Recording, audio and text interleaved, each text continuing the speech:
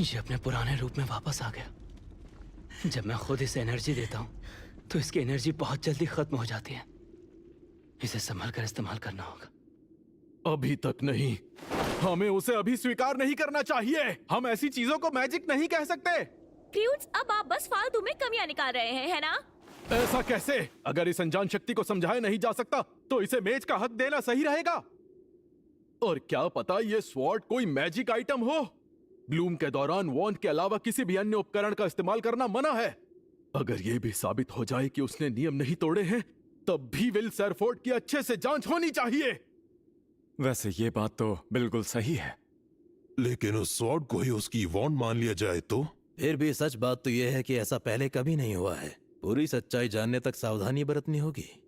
वो यहाँ तक पहुँच गया फिर भी ये बहस कर रहे हैं। इससे पता चलता है कि विल सरफोर्ड वाकई कितने अलग और असाधारण हैं।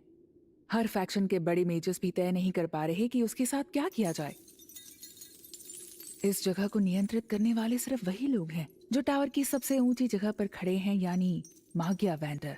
लेकिन विल सरफोर्ड और लेडी अल्फारिया लगभग एक परिवार के जैसे हैं, इसलिए वो जो भी करेंगी उसे पक्षपात ही माना जाएगा। लेडी अल्फारिया के गुस्से से पहले क्या किसी दूसरे मागिया वैंडर को अपना साथी बनाया जा सकता है? बातें करने से कोई फायदा नहीं। अगर हमें इस लड़के की असली ताकत देखनी है तो एक आसान तरीका है ना। जियो, तुम बच्चे, मेरा एक बार सहकर दिखाओ।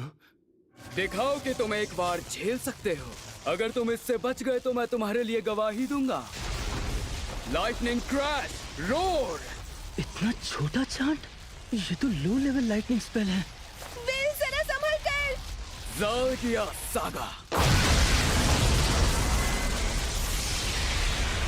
इसे रोकना मुमकिन नहीं है, इससे बचना भी नहीं। यानी मैं पूरी तरह खत्म हो जाऊंगा। मुझे बचने के लिए